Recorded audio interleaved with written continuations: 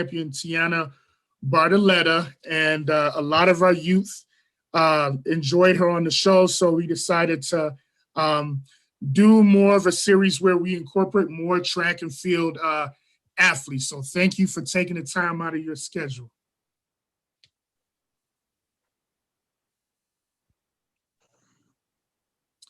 So now, Leah, tell us a little bit about who Aaliyah Miller is, going all the way back to McKinney, Texas. Yeah, so I would say I was born in Manhattan, New York, but I moved to McKinney when I was 2. And that's where I kind of started my venture into sports. I didn't immediately start with track. I started with soccer and basketball, I believe, and then I eventually got to track after one of my teammates wanted me to join her in summer track, and that's where I started in the Texas League called Taft. So I did that for a couple of years, and then after some accolades and some like reconsideration, we started to tap into AAU and USATF meets, which helped a lot in the experience. And I feel like I learned a lot in those meets, and that then took me to middle school and high school races. And then through that landed me the opportunity of where I am right now at Baylor University. So yeah, it's crazy to see how far track has gotten me, and very blessed that, God gave me this talent so I could, just, give him the glory and really see what I can do. Amen. That's one of the biggest challenges that we share with the youth on this podcast. Is one thing to have God-given gifts and abilities, is another thing to actually hone those gifts and talents and actually use it. Yes, indeed. Very true. Now, as far as the different events in track and field, Aliyah, so not to put you on the spot so early in the podcast, but what events did you like right away? What events did you not care too much for? So initially, I was talking to one of my friends about this. When you're entered in summer track, you're always a sprinter. Everybody's always a sprinter until someone comes up to you and says, "Oh no, baby, like you have to keep going up. Like you're not fast enough." So I think that was kind of the case with me. I ran a couple hundreds when I was like 8. Nothing too serious, but I started to move up and ran the 400 some. I ran a 4x1. They put me on a 4x1 last minute, and they didn't tell me what a 4x1 was. And I didn't realize that once I gave off the baton that I was done running. So I handed it off to the third leg, and everybody was screaming, "Go, go, go." And I kept going. So I literally ran the rest of the race. I think I ran a 300. So that's when one of the coaches came up to my parents and was like, "Yeah, I think she can run a 400." So I ran the 400 and then slowly went up to the 8. But I would say, I guess I was kind of intimidated by the 8, but I was really intimidated by the mile. I mean, my parents put me in my first mile and I cried the entire first lap. And, it was not a pretty sight. And a bunch of parents said, "Why did you force her to do this?" and all this stuff. And my parents were like, "She can run a lap. If she was crying like this on the third lap, then I would get it, but she's faking." And I was like, oh my goodness. But yeah, so I would say the mile definitely wasn't my favorite growing up, but that's also because nobody ever wants to run 4 laps. When you're around like a bunch of other 10-year-olds, like the mile's the death race, the race you don't ever want to run. So favorite when I was younger, I would say 4, and then not favorite would be mile. But my favorite now is definitely the 800. Okay, fair enough. You know, I can remember coming up in track and field. I was kind of a late bloomer. Growing up in Detroit, basketball and football were kind of like the biggest sports. So in high school, it didn't help that I went to a track and field powerhouse in Detroit, school by the name of Cass Tech. And once the coach learned that I was African, he immediately told me, "Oh, you're gonna be running 800 meters and up," even though I was actually someone that had short distance speed. So I started off in a lot of the wrong events. So I kind of forced my way into sprints. So shout outs to all the track and field athletes nowadays. Forced your way back down. Yeah. Now, so you. Oh yeah. I mean, you're really blessed when you have a coach that matches what you want. Yeah, the matches what you want. You got to have a coach that believes in you. Yep. Now, tell us about Mhm. pretty much growing up in a city like McKinney. Is that a smaller town in Texas, or is it like a mid-sized city in Texas? I would say when we first moved down there, not that I would remember, but it was really small, but it's really blown up a lot. I think we were voted one of the best cities to live in like a couple years ago, which is insane to me. But we're kind of in like the Allen, Frisco suburb. So if you know Texas football, like Allen is huge. So Uh-huh, that's uh-huh. always been like a very big thing. And especially up in the DFW Metroplex, football is really huge. But I would say, yeah, I really feel like I had a good sense of community. I didn't really move schools a lot, or didn't switch schools. I had a really good upbringing. Where I live, I was really close to my elementary school and middle school, so I was able to walk, and I feel like I had really good friends. Or walk to school, and I feel like I had really good friends. Growing up. So yeah, I really do love McKinney, and I always feel so proud that everything that I do, I can also like give them some of the praise and the glory too, because they're all part of my journey. Yep, yep. Now, who are kind of role models and mentors that kept you focused? Because it's not uncommon to have a kid coming up in sports. They're good in the classroom. They're good at their sport, and then they fall off. They fall by the wayside. So who kind of kept you focused? Yeah, that's also a very interesting question, because I always feel like even in summer track, like I always have big sisters and I would look up to them, but sometimes they wouldn't last as long in the sport as me. So I would look up to them and then they would leave. I'm like, okay, I'm kind of by myself. I do feel like most of the time I was by myself, but I knew that I had a really good support system from my family and my friends that really helped a lot. But going into college, I would say Alicia Williams, she was a previous Baylor Bear. I really did look up to her. She was an 800-meter runner before me, and she had all of the Baylor records, and she really mentored me and really, told me like, Aaliyah, if you wanted to be great and you wanted to do good, like Coach Harvard's going to take care of you, and he's going to have you run fast times. Like you just have to trust in him. And I really feel like she's been really helpful even now in my journey. So I would definitely say her. Excellent, excellent. So you had someone, right on campus, an alum to kind of school you a little bit, kind of introduce you to the college stage. Because as we know, Hmm. track and field on the high school level is a lot different from track and field on the college level. Most definitely. You're definitely humbled when you get to this next level. Now, if you could come up with three words to describe Aaliyah Miller, what would those words be and why? Ooh, that's a very Put you good on the spot. question. Yeah, you are putting me on the spot.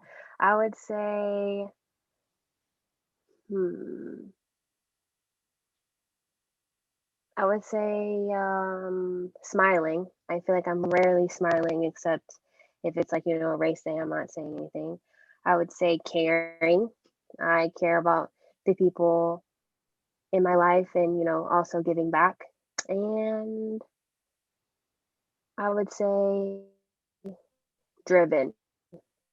Driven. I think Okay. that's also a really good word to put.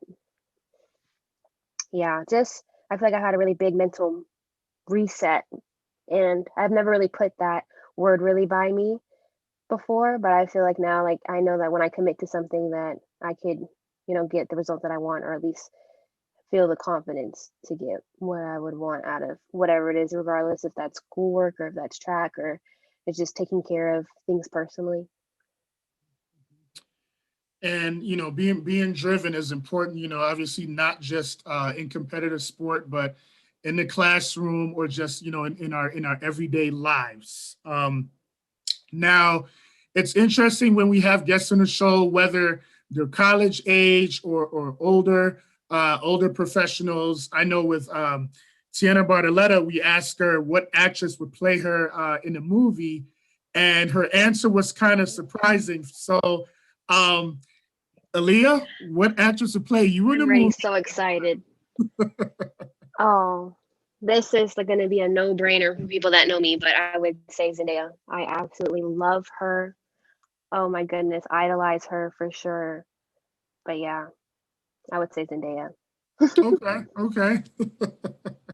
And I wouldn't say more of like, the drug addict roles that she's been playing in Euphoria, probably more of like the Spider-Man roles. But Okay, yeah, that's fair enough. she has some very good versatility.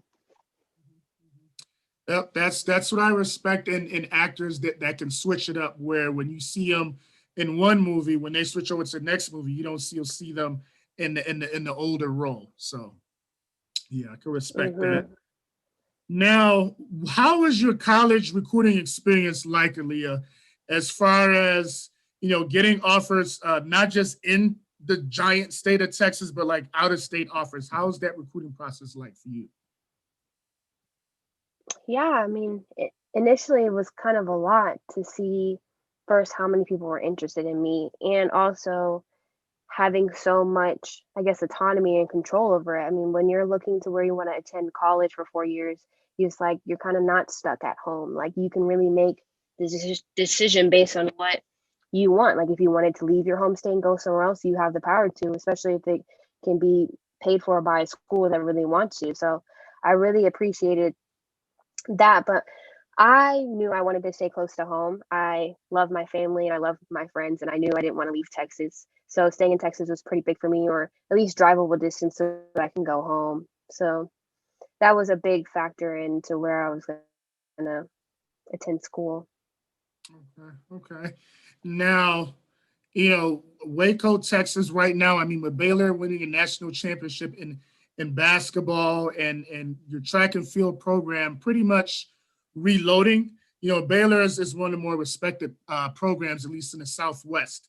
How do you feel about um, 5 years from now, when after college, you're looking towards the pro level? Where does Aaliyah Miller see herself 5 years from now? Oh, I definitely still see myself in a professional career. I don't even know how long I would want it to go, but I know I'm definitely not done with the sport anytime soon. But I do want to look back at my time here at Baylor and really be thankful, for the people that I met. I know I've made a lot of quality connections through the staff and teammates I've met through here, and even some of my classmates. Like I know these going to be some of my forever friends. So just really taking into consideration and not rushing through any state of life that I'm in. When you're in high school, like, oh, I can't wait to go to college. But then you get to college, you're like, oh, I miss high school. I want to make sure that I'm enjoying every single stage that I'm in and not taking, the joy or counting down the days, because that really takes the fun out of it. And then you're always going to miss it when you're going back. That's a fact, and that's a very good point. I'm glad you share that with our young viewers. Enjoy the trip and not just the destination ahead. Yes, yes. Hmm. Now, what is the one of the biggest differences that you see um, on the big time college level in the Big 12 or even nationally when it comes to competing indoors versus competing outdoors? What's the biggest difference in your approach? Yeah, well, being a Texas athlete, I didn't have any experience from in high school. My first indoor race was in college.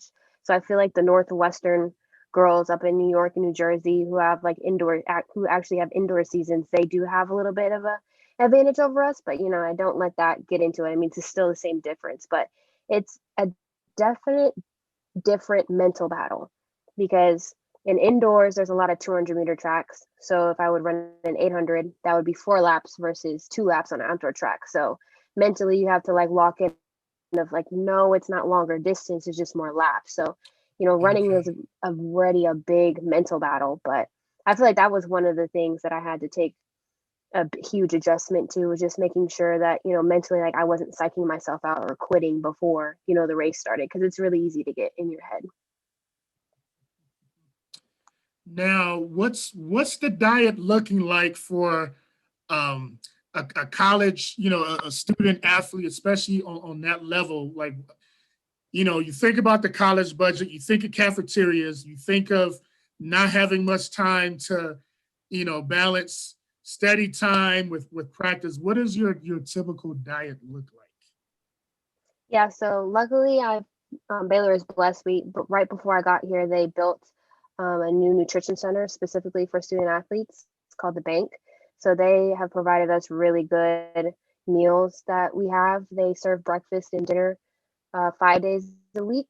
So that usually covers most of the time that we do have to eat. So that's also really helpful. And even having a nutritionist, that's been big. I've been talking to her to make sure that, the portions of what I'm eating is good, not making sure I'm eating or not eating too much of one thing and, excluding another, just making sure I have a healthy balance and really knowing why I'm putting the food in my body and what that gives me as regards into energy and recovery and, making sure I'm performing to my best. Okay. Okay. Now, not to have you give away all your secrets to our young viewers, but It's no secret. what are like what are your favorite um pre-meet snacks and pre-meet music like your music playlist? Okay, I would say pre-meat snacks. I really love Scooby Doo fruit snacks. I really love those, specifically that brand. I don't know why. I think it just reminds me of when I was younger. My mom would get them for me. But I'm either eating that or goldfish.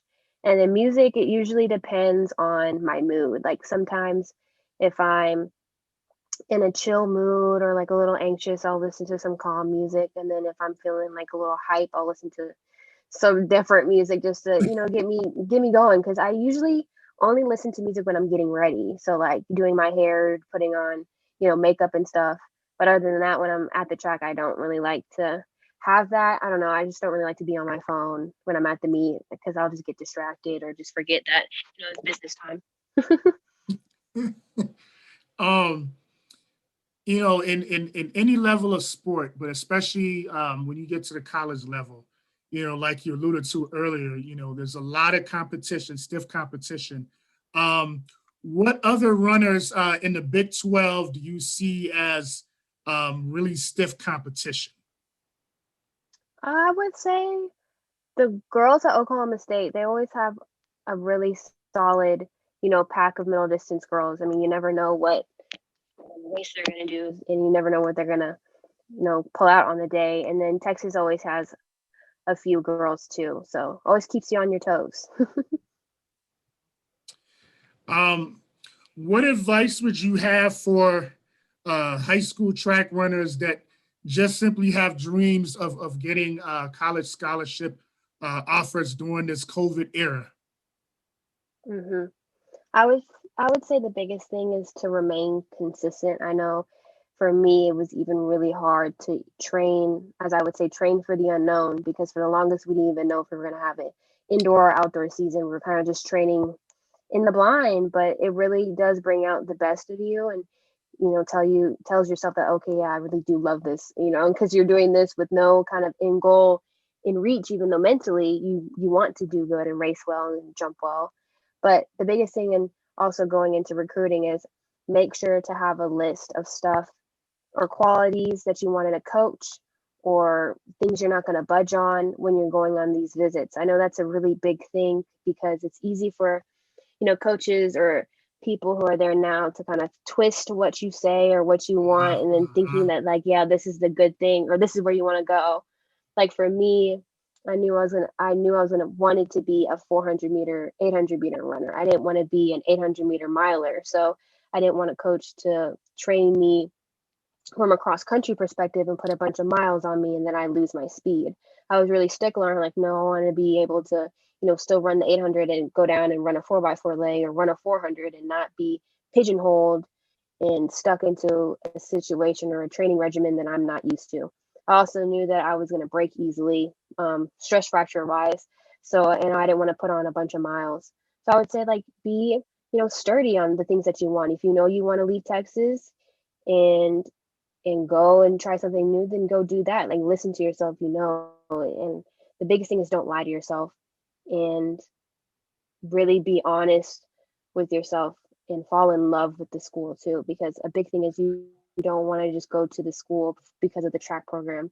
Because the moment you get hurt and then you're stuck there, you're not competing, it can really change. And that's what I knew freshman year when I got hurt and still just had class that like okay, I knew this was still the right place for me, but it's easy to get into that down space of just negativity. And you don't want that. You want to make sure that you're going there because you love the school, the city, and the track program and what that has to offer you. There's a lot of factors, but once you know, you'll know.